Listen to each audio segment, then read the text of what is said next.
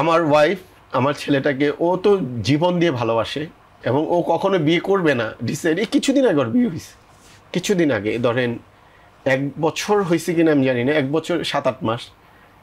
দেখেন ও 10টা বছর কিন্তু সিঙ্গেল, ধরতে পারেন যে আমার দিকেই তাকিয়েছিল। আমি ওরে কোনো পাত্তা দেই নাই বা আমি ওর ইমোশনটাকে ক্যারি করতে পারি নাই। সবচেয়ে বড় কথা, আমি বাচ্চাটাকে দেখতে যাব বা বাচ্চাটাকে ভালোবাসবো, আমি সেটাও আমি খুব বেশি ওরে আঘাত করে চাই না। আমি আগে ওর পারমিশন নেই যে আমি আজকে যাব, তোমার কি কোনো আপত্তি আছে, বা আমার মাকে দিয়ে বোনকে দিয়ে বলাই কোনো আপত্তি আছে। ও আমাকে যখন পারমিশন দেয় তখনই আমি যাই, কারণ আমার কোনো কারণে ও কষ্ট পাবে এমন কোনো কাজ পৃথিবীতে আমি করব না। এটা আমি আমার মাকেও বলছি, আমার বোনকে, যে আপনার মাধ্যমে পুরো দেশবাসীকে বললাম। ও যদি আমাকে বলে যে আমি আমার সন্তানকে কখনো দেখতে আসবো না, এতে ও খুশি, আমি কখনোই দেখতে যাব না। তারপরে আমি যে ও ভালো থাকুক, কারণ আমার কেন জানি মনে হয় আমি ওর প্রতি অনেক অবিচার করছি একটা সময়। যে আমি আপনাকে একটা উদাহরণ দিলাম, ও আমার জন্য কতটুকু পাগল ছিল।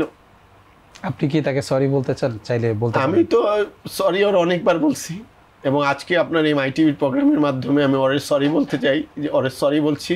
এবং আরেকটা কথা বলতে চাই, যদি ওর হাজব্যান্ড যদি এই প্রোগ্রামটা দেখে থাকে, আমি ওনাকে বলবো, ওনাকে সম্মান রেখে ওনার পায়ে হাত রেখে বলবো, ও খুব ভালো একটা মানুষ, খুব ভালো একটা মানুষ। ওর ধ্যান জ্ঞান ছিল শুধু পড়াশোনা।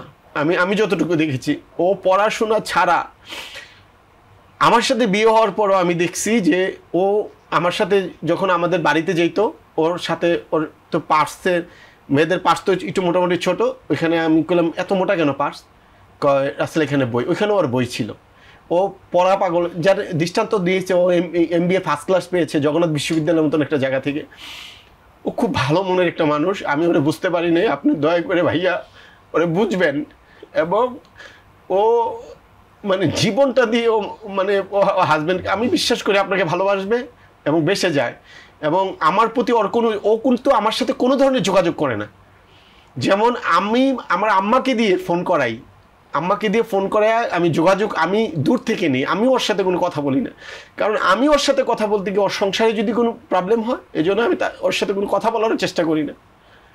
আমি এইটুকু বলবো যে আমি একজন রাসেল মিয়া, আমি বুঝতে পারি নাই, কিন্তু আপনি ভাইয়া বুঝবেন। আপনাদের সংসারটা অনেক সুন্দর হোক, আমি দূর থেকে আপনাদের জন্য অনেক দোয়া করি, আপনারা অনেক ভালো থাকেন, আপনাদের অনেক সুন্দর হ্যাপি একটা কাপল হোক।